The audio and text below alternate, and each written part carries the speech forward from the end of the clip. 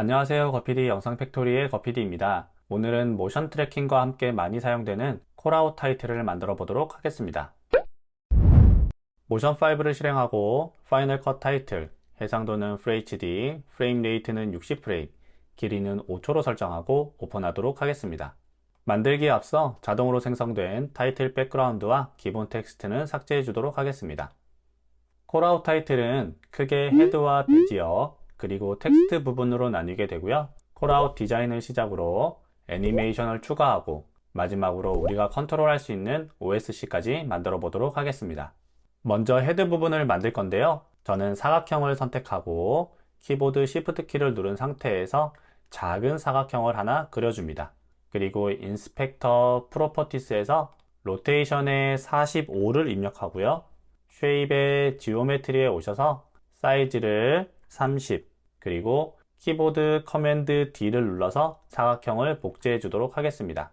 복제된 사각형의 크기를 45로 바꾸고 스타일 탭으로 이동해서 필은 체크 해제, 아웃라인을 체크 표시하시고 두께를 3으로 변경하겠습니다.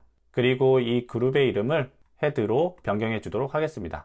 다음은 베지어 부분을 만들 건데요. 새로운 그룹을 만들고 그룹의 이름을 베지어라고 수정하겠습니다. 그리고 이 그룹에 베지어 툴을 선택하고 첫 시작점은 헤드의 중앙, 그리고 두 번째, 세 번째 점은 원하시는 대로 찍으시면 되는데요. 키보드의 Shift 키를 누른 상태에서 찍으면 보시는 것처럼 45도 각도, 그리고 직선으로 점이 찍히게 됩니다.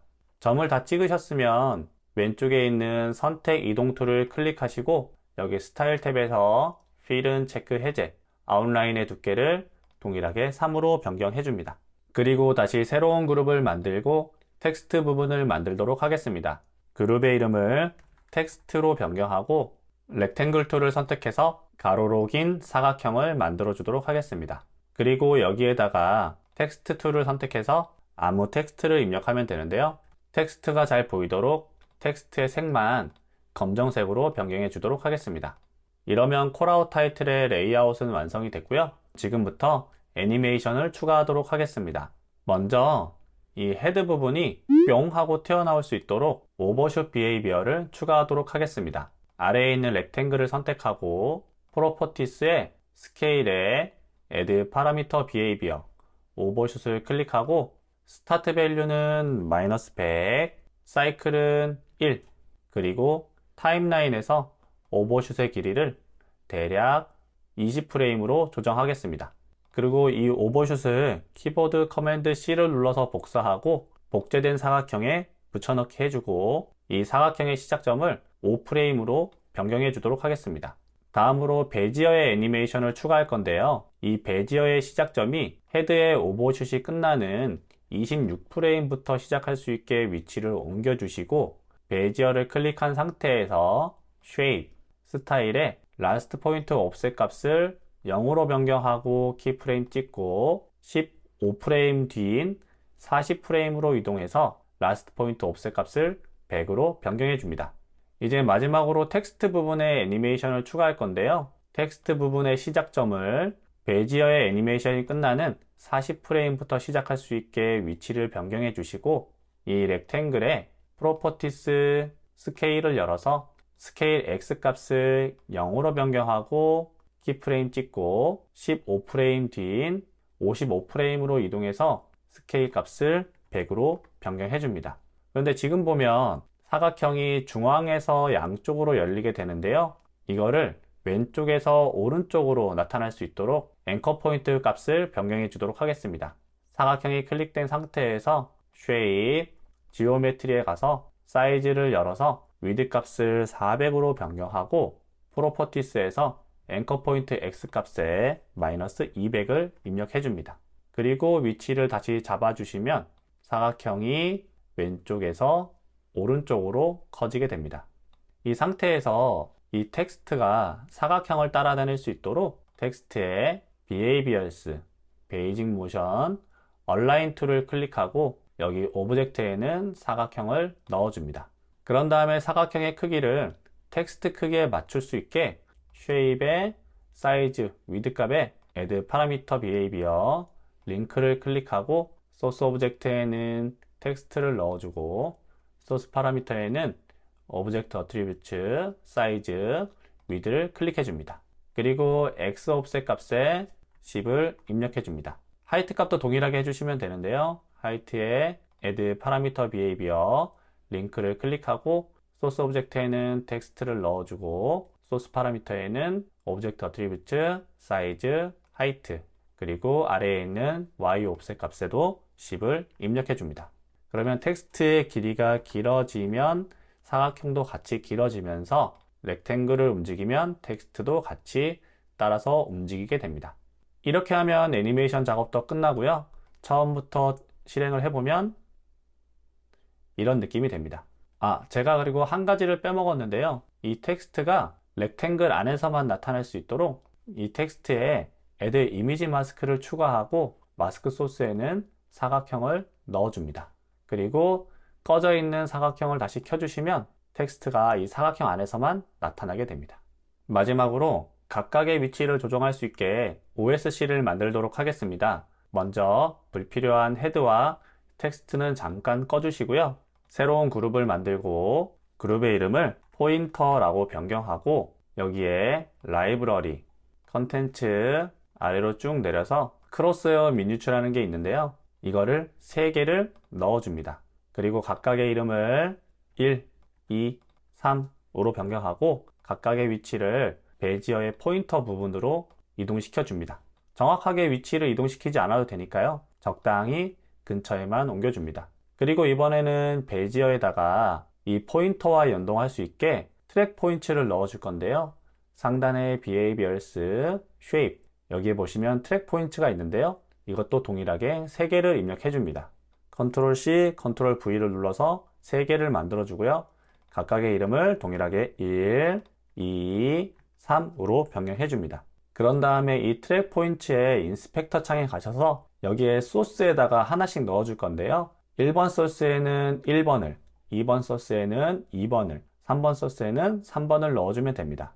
그러면 1번 소스에 먼저 1번을 넣어주고 그런 다음에 트랜스폼을 미믹 소스가 아니라 attach to 소스로 변경해 주시고요. 아래 트랙 1, 2, 3번이 있는데요. 트랙 1번을 켜주셔서 여기 위치에다가 맞춰줍니다.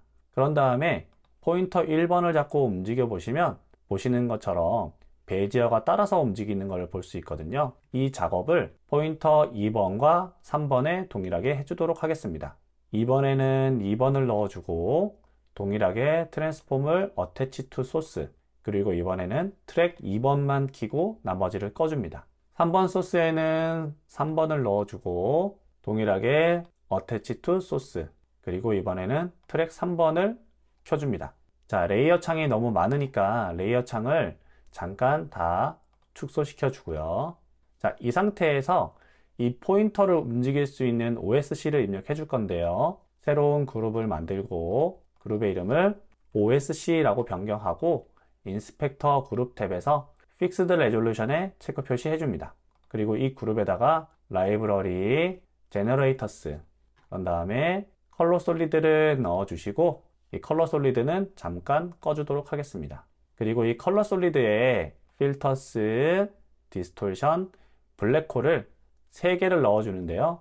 동일하게 커맨드 C, 커맨드 V를 눌러서 3개를 만들어주고 각각의 이름을 동일하게 1, 2, 3으로 해주시고요. 각각의 위치를 여기 포인터에 맞게 옮겨주도록 하겠습니다. 그런 다음에 이 포인터를 여기에 있는 블랙홀에 연결시켜 줘야 되겠죠? 포인터 1번에 인스펙터 프로퍼티스에 가셔서 포지션 X에 add parameter behavior 링크를 클릭하고 소스 오브젝트에는 컬러 솔리드, 소스 파라미터에는 필터스 1, 센터 X 그리고 X 옵셋에 마이너스 0.5를 입력해 줍니다. 이번엔 Y 값도 연결시켜 줄 건데요. 포지션 Y 값에 add parameter behavior 링크를 클릭하고 동일하게 컬러 솔리드를 넣어주고 소스 파라미터에는 필터스 1, 센터 Y를 입력하고 Y 옵셋에 동일하게 마이너스 0.5를 입력해 줍니다. 포인터 2번과 3번도 동일하게 해주시면 되는데요. 직접 해보시면 좋을 것 같습니다.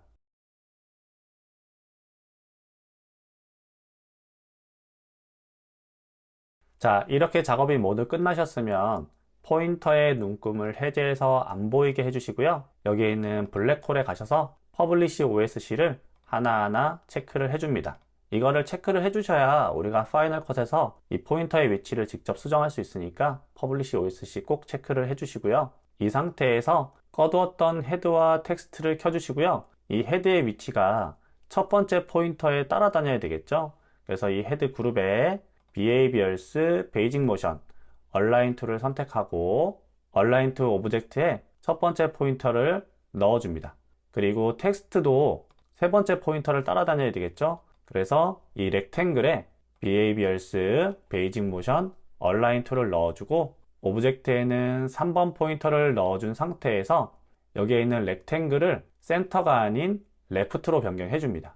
그러면 우리가 이제 OSC를 통해서 각각의 위치를 이렇게 변경하실 수 있습니다. 처음부터 플레이를 해볼까요? 네, 잘 완성이 된 것 같습니다. 이 상태에서 원하시는 옵션을 퍼블리시 해주시고 세이브 해주시면 콜아웃 타이틀 완성입니다. 이거는 제가 여러분들에게 공유해드릴 콜아웃 타이틀인데요. 보시면 이 세 개의 포인터를 통해서 위치 이동이 가능하고 플레이를 해보시면 이렇게 나타나는데요. 여기 오른쪽에 있는 옵션 창에서 애니메이션의 시작과 끝을 끄고 킬 수 있고요. 이 포인터 1번에 키프레임을 추가하면 포인터를 따라다니는 기능도 활용하실 수 있습니다. 그리고 헤드의 컬러, 베지의 컬러, 두께, 텍스트 사각형의 컬러까지 모두 수정이 가능합니다. 오늘은 이렇게 콜아웃 템플릿 만드는 방법에 대해 알아보았습니다. 제 영상이 도움이 되셨다면 구독과 좋아요 부탁드리고요. 저는 또 다음 영상으로 찾아뵙도록 하겠습니다. 시청해 주셔서 감사합니다.